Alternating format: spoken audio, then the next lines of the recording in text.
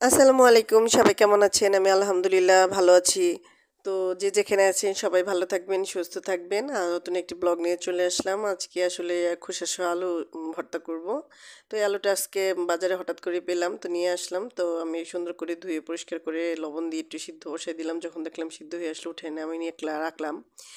এরই মাঝখানে আমি সরিষার তেল দিয়ে দিলাম, তাতে আমি দিলাম রসুন, দিলাম পেঁয়াজ, দিলাম কাঁচামরিচ, দিলাম দিয়ে এই পেঁয়াজটা হালকা ভালোভাবে ভেজে নিব। বেশি ভাজবো না, হালকা হালকা ভাজবো। ভাজার মাঝখানে আমি এই ছোট ছোট আলুগুলো দিয়ে দিব, দিয়ে খুব সুন্দর সুন্দর করে ভাজবো। যতক্ষণ পর্যন্ত দেখবেন যে হালকা লাল লাল না হচ্ছে ততক্ষণ পর্যন্ত আপনারা সুন্দর করে ভেজে নেবেন। তো যদি আমার ভিডিওটি ভালো লেগে থাকে অবশ্যই চ্যানেলটি সাবস্ক্রাইব করে দিবেন, অবশ্যই কমেন্ট করবেন, লাইক দিয়ে দিবেন। আপনাদের একটা লাইক আমাদের অনেক প্রয়োজন।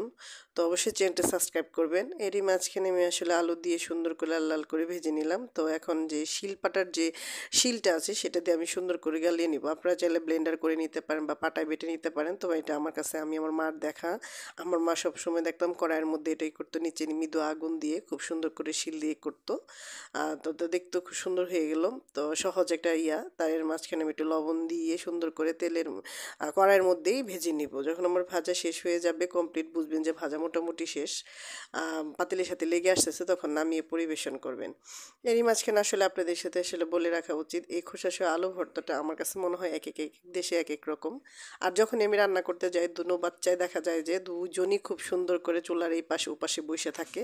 এতটা কষ্টদায়ক আসলে আমার জন্য হয়ে গেছে যে আসলে কোনো মানে ভাষায় প্রকাশ করার মতো না। মানে ওদের অত্যাচারে আমি রান্না করতেই পারি না, দিনের বেলা ট্রাই করলেও পারি না। মানে তারা দুজন দু জায়গায় বসে থাকে, তাহলে আমি চুলাটা কোথায় ধরাবো? দেখেন কি পরিমাণে দুষ্টুমি ছোট জনের শুরু হয়ে গেছে। শীত পড়ে গেছে, সে পায়জামা পরবে না, সে জামা, আরেকজন দেখা গেছে অল টাইম কাপড় চোপড় পরে থাকে। তো সবাই ভালো থাকবেন, সুস্থ থাকবেন, চ্যানেলটি সাবস্ক্রাইব করে দিবেন। আল্লাহ হাফিজ।